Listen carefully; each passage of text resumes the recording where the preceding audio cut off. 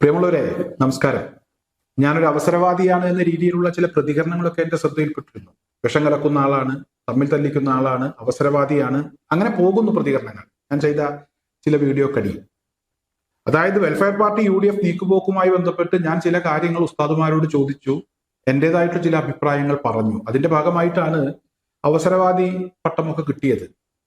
ഉസ്താദുമാർ നയം വ്യക്തമാക്കണം എന്നാണ് ഞാൻ പറഞ്ഞത്. സംഘപരിവാറാണോ ജമാഅത്തെ ഇസ്ലാമിയാണോ ഇന്ന് രാജ്യത്തിന് ഏറ്റവും വലിയ ഭീഷണി, അതിനെക്കുറിച്ച് നയം വ്യക്തമാക്കണം എന്നേ ഞാൻ പറഞ്ഞുള്ളൂ. അതിനെന്നെ അവസരവാദിയാക്കി. സാഹചര്യം മനസ്സിലാക്കി പ്രവർത്തിക്കുക, സാഹചര്യം മനസ്സിലാക്കുക, ഇതാണ് ഞാൻ പറഞ്ഞതിന്റെ സാരം. അതിന് നിങ്ങൾ അവസരവാദിയാക്കിയാലും എനിക്ക് കുഴപ്പമൊന്നുമില്ല. എന്തായാലും നമ്മുടെ റഹ്മത്തുള്ള സക്കാഫി എളമരം, അദ്ദേഹം SYSന്റെ സംസ്ഥാന സെക്രട്ടറിയാണ്. അദ്ദേഹത്തിന്റെ ഒരു FB പോസ്റ്റ് ഇന്ന് എന്റെ ശ്രദ്ധയിൽപ്പെട്ടു. ഈ കഴിഞ്ഞ ദിവസം അദ്ദേഹം പോസ്റ്റ് ചെയ്തതാണ്, ഈ കഴിഞ്ഞ 13-ാം തീയതി. അതായത് CPIMന്റെ നിലപാടിൽ മാറ്റം വന്നുപോയോ എന്ന് പൊതുസമൂഹം സംശയിച്ചു. വെള്ളാപ്പള്ളി നടേശനെ താലോലിച്ചു നടന്നു. വർഗീയ നിലപാടുകൾ എടുക്കുന്ന ആളുകളുമായി സഹകരിക്കുന്ന ഒരു സമീപനമുണ്ടായി. അതിന്റെ ഭാഗമായി ജനങ്ങൾ കരുതി ഇവിടെ CPIMന്റെ നിലപാടുകളൊക്കെ മാറിയോ, നയസമീപനങ്ങളൊക്കെ അവർ മാറ്റിയോ എന്ന് ജനങ്ങൾ സംശയിച്ചു. ജനങ്ങൾ അങ്ങനെ കരുതിയതിന്റെ ഭാഗമായിട്ടാണ് ഇവിടെ ഇടതുപക്ഷ ജനാധിപത്യ മുന്നണിക്ക് കനത്ത തിരിച്ചടി ഉണ്ടായത് എന്നതാണ് അദ്ദേഹത്തിന്റെ ആ പോസ്റ്റിൽ അദ്ദേഹം പറയുന്നത്. അതിലെ പ്രധാനപ്പെട്ട കാര്യമാണ് ഞാൻ പറഞ്ഞത്. എന്തായാലും ഇപ്പോഴും അദ്ദേഹത്തിന് ജനങ്ങൾ അങ്ങനെ കരുതിയോ എന്ന സംശയം മാത്രമാണുള്ളത്. ജനങ്ങൾ പ്രതികരിച്ചു, കൃത്യമായി അവരുടെ സമ്മതിദാനാവകാശം വിനിയോഗിച്ചു. എന്നാൽ ജനങ്ങൾ കാര്യങ്ങളൊക്കെ മനസ്സിലാക്കിക്കൊണ്ടാണ് എന്ന് പറയാൻ റഹ്മത്തുള്ള സക്കാഫിക്ക് എന്തോ ഒരു വിഷമമുള്ളതുപോലെ. എന്തായാലും ജനങ്ങൾ അത് മനസ്സിലാക്കിയത് കൊണ്ട് തന്നെയാണ് ഉസ്താദെ, കൃത്യമായി ബോധ്യപ്പെട്ടതിന്റെ ഭാഗമായി തന്നെയാണ് ഇടതുപക്ഷ ജനാധിപത്യ മുന്നണിക്കെതിരെ വിധി എഴുതിയത്. അത് ഉസ്താദിന് മാത്രമാണ് ഇപ്പോൾ സംശയമായിട്ട് നിലനിൽക്കുന്നത്. ബാക്കിയുള്ള ആളുകൾക്കൊക്കെ കാര്യങ്ങൾ ബോധ്യപ്പെട്ടു. എങ്ങനെയാണത് ബോധ്യപ്പെട്ടത് എന്ന് ചോദിച്ചാൽ, ഈ 2025 മാത്രം വെള്ളാപ്പള്ളി നടേശൻ നടത്തിയിട്ടുള്ള ചില പരാമർശങ്ങളുണ്ട്. ഇവിടുത്തെ മുസ്ലിങ്ങൾക്കെതിരെ നടത്തിയിട്ടുള്ള പരാമർശങ്ങൾ. അത്തരത്തിലുള്ള പരാമർശങ്ങളൊക്കെ നടത്തിയപ്പോൾ പിണറായി വിജയൻ വെള്ളാപ്പള്ളി നടേശനെ കാറിൽ കയറ്റി കൊണ്ടു നടന്നു. ശിവൻകുട്ടി അദ്ദേഹം നല്ലൊരു സാമുദായിക നേതാവാണ് എന്നൊരു പട്ടം കൊടുത്തു. അതുപോലെ തന്നെ ഇടതുപക്ഷ ജനാധിപത്യ മുന്നണിയിൽ പ്രത്യേകിച്ച് CPIM മന്ത്രിമാർ വെള്ളാപ്പള്ളിയെ പുകഴ്ത്തിക്കൊണ്ടിരുന്നു. ഒരു ഇടതുപക്ഷ ജനാധിപത്യ മുന്നണിയുടെ നേതാവിനോട് ഞാൻ ചോദിച്ചപ്പോൾ, ഇവിടെ ചില വിഭാഗങ്ങളുടെ വോട്ട് കിട്ടുന്നതിന് വേണ്ടി വെള്ളാപ്പള്ളിയെ കൊണ്ട് CPMന്റെ നേതാക്കന്മാർ അവർ തീരുമാനിച്ച പ്രകാരം വെള്ളാപ്പള്ളിയെ കൊണ്ട് പറയിപ്പിച്ചതാണ് എന്നാണ് എനിക്കറിയാൻ കഴിഞ്ഞത്. എന്തായാലും ആ വിഷയത്തിലേക്ക് ഞാൻ കൂടുതൽ പോകുന്നില്ല. കാരണം അദ്ദേഹത്തിന്റെ പേരോ മറ്റോ വിവരങ്ങളോ എനിക്കിവിടെ പറയാൻ കഴിയില്ല എന്നുള്ളത് കൊണ്ട് തന്നെയാണ് ഞാൻ ആ വിഷയത്തിലേക്ക് പോകാത്തത്. എന്തായാലും ഉസ്താദിന്റെ ഒരു ശ്രദ്ധയിലേക്ക്, അല്ലെങ്കിൽ ഇവിടെ CPIMനെതിരെ ജനങ്ങളുടെ ഒരു സംശയം എന്നൊക്കെ നിങ്ങൾ പറഞ്ഞല്ലോ, അത്തരത്തിലുള്ള പ്രതികരണങ്ങൾ നടത്തിയിട്ടുള്ള ആളുകളോട് എനിക്ക് പറയാനുള്ളത്, നിങ്ങളെ ബോധ്യപ്പെടുത്താനുള്ളത്, ഈ 2025 മാത്രം വെള്ളാപ്പള്ളി നടത്തിയ പരാമർശങ്ങളെ കുറിച്ചാണ്. ഞാൻ എന്തായാലും അത് നിങ്ങളെ ഒന്ന് വായിച്ച് കേൾപ്പിച്ചു തരാം. നിങ്ങളുടെ ശ്രദ്ധയിൽ പെട്ട് കാണും. നിങ്ങളത് പറയാൻ തയ്യാറില്ലാത്തത് കൊണ്ടാണ് ഞാനത് എടുത്തു പറയുന്നത്.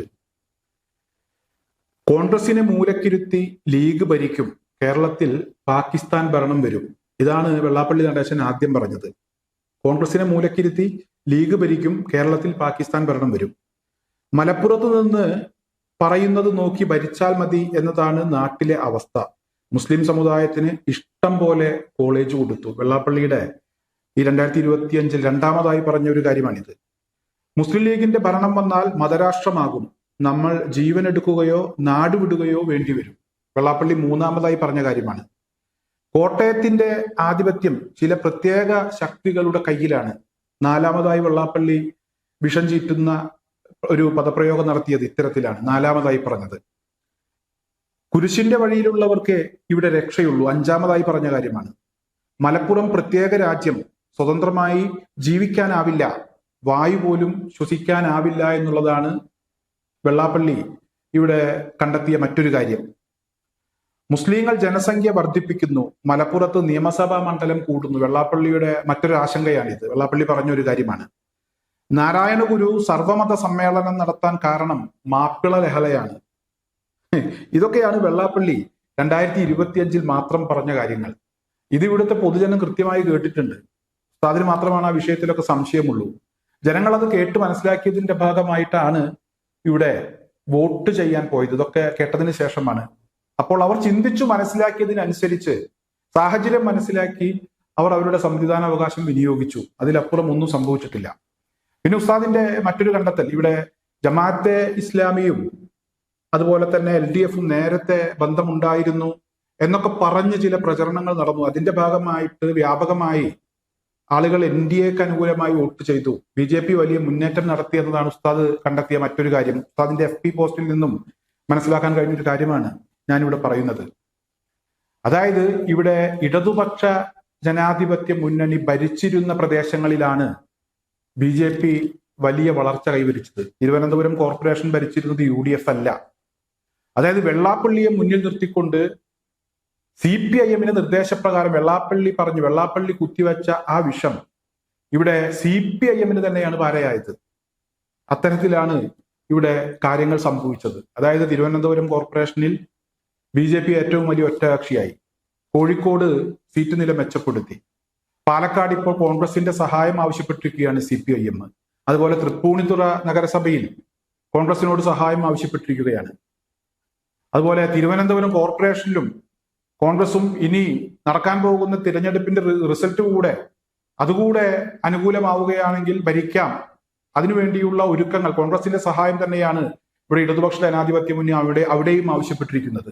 അതായത് ചുവപ്പ് കൊടി നരച്ച് പല സ്ഥലങ്ങളിലും അതിന്റെ നിറം കാവിയായി മാറിയിരിക്കുകയാണ്. ഇപ്പോഴും അതിങ്ങനെ മാറിക്കൊണ്ടിരിക്കുകയാണ്. ഇതൊക്കെ മനസ്സിലാക്കിയാണ് ഞാൻ ചില കാര്യങ്ങൾ പറഞ്ഞത്. അല്ലാതെ അവസരവാദമല്ല, സാഹചര്യം മനസ്സിലാക്കി പറഞ്ഞതാണ്. അതിനെ ആ ഒരു രീതിയിൽ മനസ്സിലാക്കാൻ ശ്രമിക്കണം, എടുക്കാൻ ശ്രമിക്കണം എന്നാണ് എനിക്ക് പ്രിയമുള്ള എൻ്റെ പ്രേക്ഷകരോട് അഭ്യർത്ഥിക്കാനുള്ളത്. മറ്റൊരു കാര്യം, ഇവിടെ വയനാട് ജില്ലയിൽ തിരുനെല്ലി എന്ന് പറയുന്ന സ്ഥലത്ത് ഇന്നലെ ചില മാധ്യമങ്ങളൊക്കെ ആ വാർത്ത പുറത്തുവിട്ടിരുന്നു.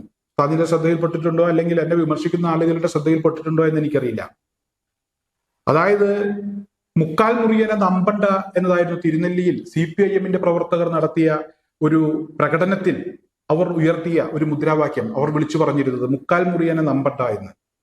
ഇത് CPIMന്റെ നേതാക്കന്മാർ പറഞ്ഞതിൽ നിന്ന് അത് മനസ്സിലാക്കി അവർ പഠിപ്പിച്ച ആ പാഠമാണ് പ്രവർത്തകർ വളരെ ആവേശത്തോടു കൂടി വിളിച്ചു പറഞ്ഞത്. അതായത് 2 or 3 സീറ്റിന്റെ കുറവുണ്ടായി. ആ കുറവുണ്ടായത് മുക്കാൽ മുറിയന്മാർ ചതിച്ചതാണ് എന്ന രീതിയിലാണ് ഇവർ വിളിച്ചു പറഞ്ഞിരുന്നത്. വെള്ളാപ്പള്ളിയും അതുപോലെ തന്നെ ഈ വിളിച്ചു പറഞ്ഞ ആളുകളും അവരുടെ നേതാക്കളും തമ്മിൽ വലിയ വ്യത്യാസമൊന്നുമില്ല എന്നാണ് അതിൽ നിന്ന് മനസ്സിലാക്കേണ്ടത്.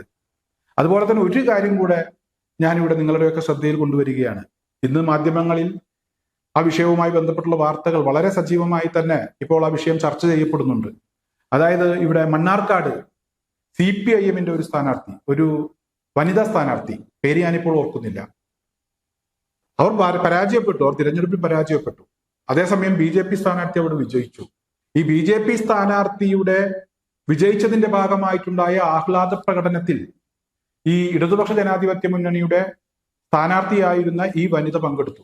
അവർ ആ ആവേശത്തോടു കൂടി BJP പ്രവർത്തകർ തുള്ളിച്ചാടുന്നതിനിടയിൽ അവരും ഉണ്ടായിരുന്നു. അത് വാർത്തയായി അതിന്റെ വീഡിയോ പുറത്തു വന്നതോടുകൂടി അവരിപ്പോൾ പറയുന്നത്, ഞാനൊരു ഉറച്ച കമ്മ്യൂണിസ്റ്റുകാരിയാണ്, എന്നാൽ എനിക്ക് BJP സ്ഥാനാർത്ഥി എന്റെ ഫ്രണ്ടായിരുന്നു, അതിന്റെ ഭാഗമായിട്ടാണ് ഞാൻ അവരുടെ ആ വിജയാഹ്ലാദത്തിൽ പങ്കെടുത്തത്, അത് ഫ്രണ്ട്ഷിപ്പിന്റെ ഭാഗമായിട്ടാണ്, അല്ലാതെ ഞാൻ BJP-കാരിയൊന്നുമല്ല എന്ന് പറഞ്ഞ ഒരു വിശദീകരണവുമായി അവർ ഇന്ന് രംഗത്തെത്തിയിട്ടുണ്ട്. അതായത് ആരെയാണ് നമ്പേണ്ടത്, ആരെയാണ് നമ്പേണ്ടാത്തത് എന്നതിനെ കുറിച്ചൊക്കെ കൃത്യമായ പാഠങ്ങൾ CPIMന്റെ പ്രവർത്തകർ തന്നെ തന്നുകൊണ്ടിരിക്കുന്ന ഒരു കാലമാണ്. സമൂഹ മാധ്യമങ്ങളിലൂടെ അതിന്റെ തെളിവുകളൊക്കെ വളരെ കൃത്യമായി ഇങ്ങനെ വന്നുകൊണ്ടിരിക്കുകയാണ്. എനിക്ക് ചോദിക്കാനുള്ളത് ആ പഴയ ചോദ്യം തന്നെയാണ്. ഇത്രയൊക്കെ പറഞ്ഞിട്ടും മനസ്സിലാക്കിയിട്ടും ഉസ്താദുമാർ നയം വ്യക്തമാക്കണം. സംഘപരിവാറാണോ ഏറ്റവും വലിയ ഭീഷണി, ജമാഅത്തെ ഇസ്ലാമിയാണോ, വെൽഫെയർ പാർട്ടിയാണോ? ആരാണ് ഈ രാജ്യത്തിന് ഏറ്റവും വലിയ ഭീഷണിയാകുന്നത്? ഇവിടെ ഏതെങ്കിലും ഒരു മതവിഭാഗത്തിനെതിരെയുള്ള നീക്കവുമായി ബന്ധപ്പെട്ടല്ല ഞാൻ ചോദിക്കുന്നത്. ഈ രാജ്യത്തിന് അവർ എത്രമാത്രം ഭീഷണിയാണ് എന്നതിനെ കുറിച്ച് കൃത്യമായ ഒരു മറുപടി ഉസ്താദുമാർ തരാൻ തയ്യാറാകണം. കാരണം ഈ കഴിഞ്ഞ സമയങ്ങളിലൊക്കെ ഏറ്റവും കൂടുതൽ ഈ രാജ്യത്തെ ഒറ്റുകൊടുക്കുന്ന രീതിയിലുള്ള പ്രവർത്തനങ്ങളിൽ ഏർപ്പെട്ടത് ആരാണ്? അവരുടെ രാഷ്ട്രീയ പശ്ചാത്തലം എന്താണ്? അവരുടെ ഈ രാജ്യവുമായി ബന്ധപ്പെട്ട് അവരുദ്ദേശിക്കുന്ന കാര്യം എന്താണ്? ഈ ഭരണഘടന ചിന്തിക്കളഞ്ഞ് മനുസ്മൃതി കൊണ്ടുവരണം എന്ന് ചിന്തിക്കുന്ന ആളുകളാണ്. മതരാഷ്ട്രവാദം ഏറ്റവും ശക്തമായി ഉന്നയിക്കുന്ന ആളുകളാണ്. ഇത് ഹിന്ദു രാജ്യമാണ്, ഇതൊരു മതേതര രാജ്യമാണ് എന്ന് പറയാൻ അവർ തയ്യാറാകുന്നില്ല. അതുപോലെ തന്നെ നമ്മുടെ ദേശീയ പതാക മാറ്റി കാവിക്കൊടി കൊണ്ടുവരണം എന്ന് പറയുന്ന ആളുകൾ അവരാണ്. എന്നിട്ടും ഉസ്താദുമാർ ഇവിടെ ചില കാര്യങ്ങൾ മറച്ചു വെക്കുകയാണ്. അതായത് രാഷ്ട്രീയത്തിൽ ഇടപെടാം, കൃത്യമായി രാഷ്ട്രീയം പറയണം, അത് മാത്രമാണ് ഞാൻ പറഞ്ഞിട്ടുള്ളൂ. അതിലപ്പുറമൊന്നും പറഞ്ഞിട്ടില്ല. അതിനാർക്കെങ്കിലും ഒക്കെ പൊള്ളിയെങ്കിൽ എനിക്കൊട്ട് കുഴപ്പവുമില്ല.